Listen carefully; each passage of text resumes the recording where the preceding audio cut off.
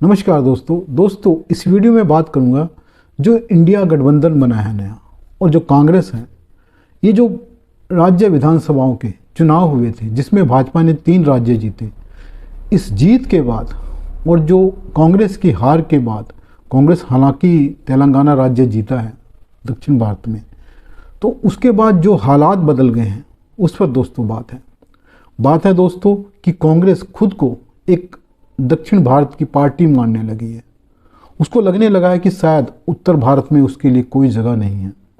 और जिस तरह से दक्षिण भारत का राज्य है जो तमिलनाडु, वहाँ से हिंदुओं के प्रति, हिंदी के प्रति और उत्तर भारतीयों के प्रति नफरत भरी भाषा सुनाई दे रही है, वो बड़ी महत्वपूर्ण है दोस्तों।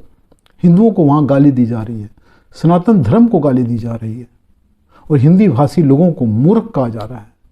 कहा जा रहा है कि ये लोग कम अकल हैं, इनको समझ ही नहीं है। दूसरी तरफ दोस्तों जो उत्तर भारतीय हैं उनके बारे में एक बयान आया है। जो डीएमके के नेता हैं दयानिधि मारन, उन्होंने बयान दिया है कि जो उत्तर भारतीय हैं वो तमिलनाडु में, उत्तर भारतीयों में उन्होंने बोला है यूपी और बिहार के जो लोग हैं वो तमिलनाडु में टॉयलेट साफ़ करने आते हैं, नालियाँ साफ़ करने आते हैं, सड़कें साफ़ करने आते हैं। मतलब उनका कहना है कि वो सिर्फ ये नालियाँ, सड़कें और टॉयलेट साफ़ करने लायक लोग हैं, उनको कुछ और नहीं आता, वो किसी और लायक नहीं है, कम अकल है, बेवकूफ़ है, जो भी उनका मतलब रहा हो। वो कहने का मतलब ये है कि जो तमिलनाडु है वहाँ के लोग ज़्यादा सुपीरियर हैं, वो इन कामों के लिए इन लोगों को अपने राज्य में बुलाते हैं। दोस्तों इसके अलावा जो हिंदी भाषी क्षेत्र हैं उनका भी मजाक उड़ाया जा रहा है, हिंदी का मजाक उड़ाया जा रहा है। हिंदी बोलने को वहाँ पर शर्म महसूस की जाती है कि हिंदी बोलना शर्म की बात है। वो लोग हिंदी से नफरत करने लगे हैं। ये दक्षिण भारत की या तमिलनाडु की अपनी राजनीति हो सकती है। मेरा मानना है कि दक्षिण भारत की भी राजनीति नहीं हो सकती, क्योंकि दक्षिण भारत में केरल, तेलंगाना, कर्नाटक और आंध्र प्रदेश, इन राज्यों में हिंदुओं के प्रति नफरत नहीं है, क्योंकि ये हिंदू बहुल क्षेत्र हैं। तमिलनाडु की राजनीति ज़रा अलग किस्म की है, हालांकि वो भी हिंदू राज्य है, लेकिन इसके बाद भी वहाँ पे एंटी हिंदू नैरेटिव चलता है, क्योंकि द्रविड़ राजनीति चलती है वहाँ पर। लेकिन जो दूसरे राज्य हैं वहाँ पर ऐसा नहीं है। दोस्तों मुद्दा ये नहीं है कि तमिलनाडु के नेता, डीएमके नेता क्या कर रहे हैं। मुद्दा ये है कि ये डीएमके जो है इंडी गठबंधन का हिस्सा है, जिसमें राजद है, जेडीयू है, कांग्रेस है, इस अखिलेश यादव हैं और भी कई ऐसे नेता हैं जिनकी सारी राजनीति सिर्फ हिंदी भाषी क्षेत्रों में चलती है या पश्चिम भारत के क्षेत्रों में चलती है, जिन्हें कि वो गोमूत्र वाला राज्य बताया जा रहा है। जब बीजेपी 3 राज्यों में जीत गई और कांग्रेस वहाँ पर हार गई, कांग्रेस जीती तेलंगाना में, तब ये कहा गया कि जो बीजेपी है वो सिर्फ गोमूत्र पीने वाले राज्यों में जीतती है। मतलब जो गोमूत्र पीते हैं वही बीजेपी को वोट देते हैं। अब उत्तर भारत में और पश्चिम भारत में गोमूत्र पिया जाता है ये तो नहीं कहा जा सकता। गोमूत्र का इस्तेमाल जरूर होता है दवाई के तौर पे, लेकिन कोई सीधे गोमूत्र नहीं पीता है। लेकिन उनका कहना है कि गोमूत्र पीने वाले राज्य हैं। ये एक तरह से एक नीच दृष्टि से, हे दृष्टि से देखने का नज़रिया है दक्षिण भारत, विशेष तौर पर तमिलनाडु के नेताओं का। और कमाल की बात यह है कि जो गठबंधन के नेता हैं, जो हिंदी भाषी क्षेत्रों में राजनीति करते हैं, वो इस पर बिल्कुल चुप हैं, वो बोलने को तैयार नहीं है। उनको लग रहा है कि हम डीएमके को नाराज़ क्यों करें। तो आप अपनी जनता को नाराज़ नहीं कर रहे हैं, क्योंकि डीएमके यूपी में, बिहार में, मध्य प्रदेश में, गुजरात में, राजस्थान में, पंजाब में, हरियाणा में यहाँ वोट मांगने नहीं आएगा। डीएमके को सिर्फ तमिलनाडु से वोट चाहिए, लेकिन आपको तो यहीं से वोट चाहिए। आपकी सारी राजनीति यहीं की है। अगर डीएमके इन इलाकों के लोगों को, इन क्षेत्रों में, इन राज्यों में रहने वाले लोगों को गाली दे रहा है, कम अकल बता रहा है, मूर्ख बता रहा है और इस लायक बता रहा है कि वो सिर्फ नालियाँ साफ़ करें, गंदगी साफ़ करें, टॉयलेट साफ़ करें, हम सुपीरियर हैं, तो आप उनको भाई बताकर उनको गले लगा रहे हैं। आप डीएमके के नेताओं से गले मिलकर मोदी को हटाने की कोशिश कर रहे हैं, मोदी को हटाने की बात कह रहे हैं। आप मोदी को हटाना चाहते हैं, लेकिन किसके साथ मिलकर?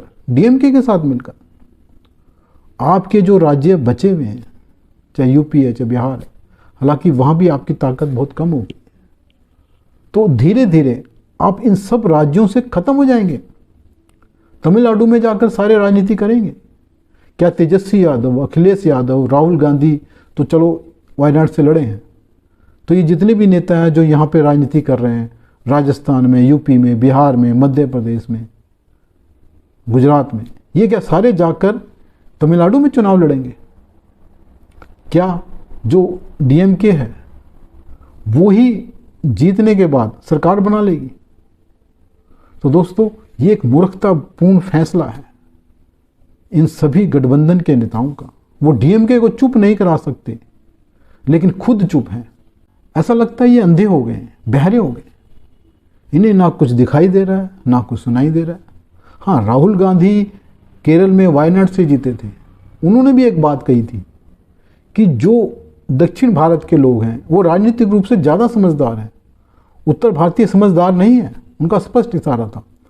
मतलब एक बार आप दक्षिण भारत से जीत गए तो उत्तर भारत के सारे लोग आपके लिए मूर्ख हो गए, उनको समझ ही नहीं है।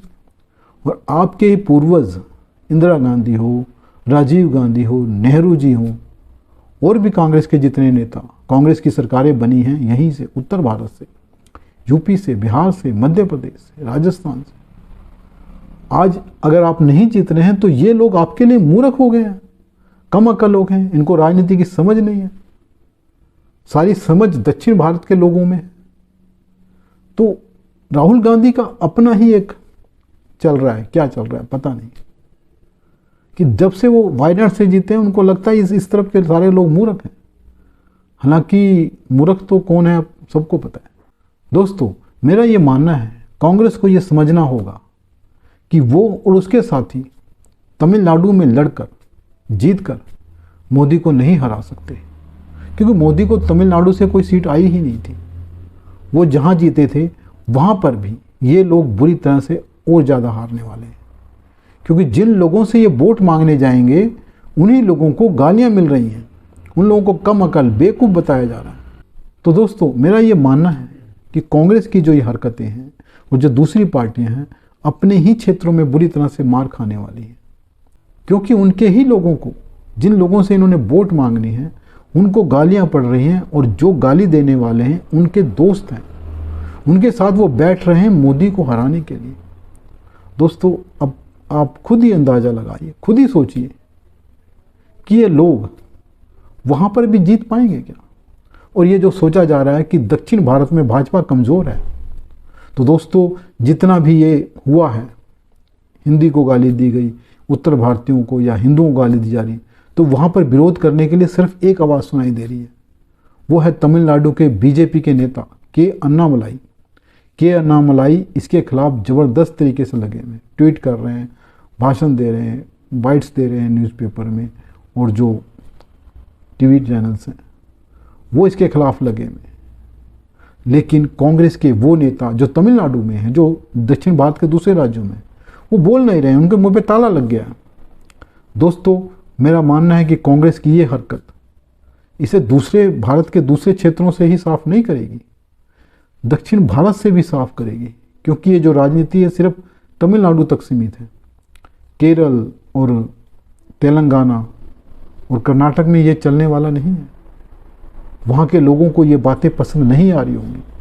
कांग्रेस को सोचना होगा, नहीं तो दोस्तों 2024 के बाद कांग्रेस सिर्फ ईवीएम के नाम पे रोएगी कि ईवीएम में गड़बड़ होगी, ईवीएम में गड़बड़ होगी, और कांग्रेस के पास कोई रोना नहीं बचेगा, कोई धोना नहीं बचेगा। कांग्रेस को विचार करना चाहिए कि जो लोग उसे सत्ता देते रहे हैं, जिसके कारण उसके प्रधानमंत्रियों की इतनी बड़ी लिस्ट तैयार हुई, नेहरू से लेके राजीव गांधी तक, मनमोहन सिंह तक, उन लोगों को गाली दी जा रही है और वो लोग चुप हैं, सारी पार्टी चुप है, पूरा गठबंधन चुप है। अब इनके साथ जनता क्या करेगी वो आने वाला वक्त बताएगा। नमस्कार दोस्तों, अगर वीडियो पसंद आए तो लाइक करें, चैनल को सब्सक्राइब करें। धन्यवाद।